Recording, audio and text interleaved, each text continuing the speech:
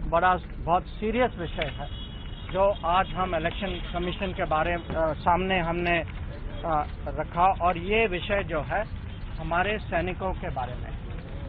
कुछ दिन पहले राहुल गांधी जी ने कहा कि नरेंद्र मोदी ने दो तरह के सैनिक बनाए हैं।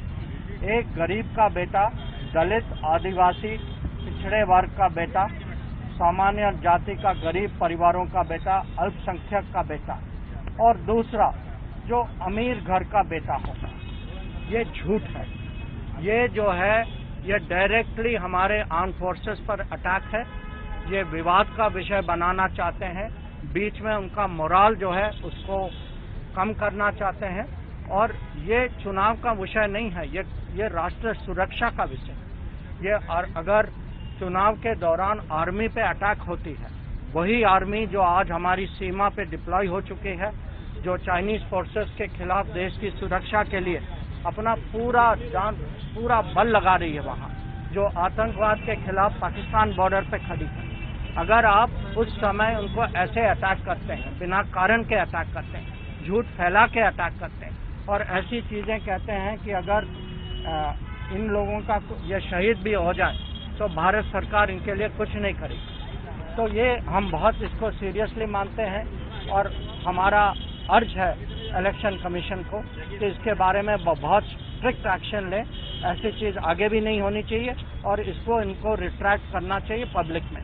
मैं ये भी आप लोगों को याद दिलाना चाहता हूँ, यह पहली बार नहीं है कि हमारे सैनिकों पे कांग्रेस पार्टी और राहुल गांधी पर्सनली उनका अटैक हुआ।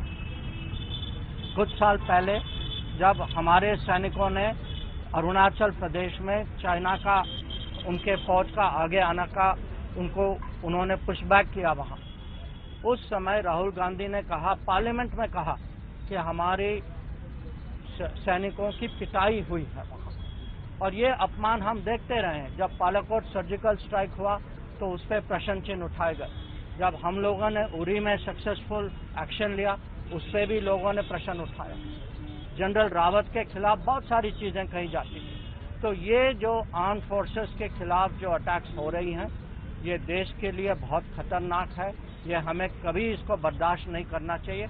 आज हम जो हैं इलेक्शन कमीशन के सामने आए हैं, पर हम देश के सामने भी ये विषय रखना चाहते हैं कि ये देश बर्दाश्त नहीं करेगी कि हमारे सैनिकों पे ऐसी अटैक्स हों, और ये राजनीतिक कारण के लिए हो।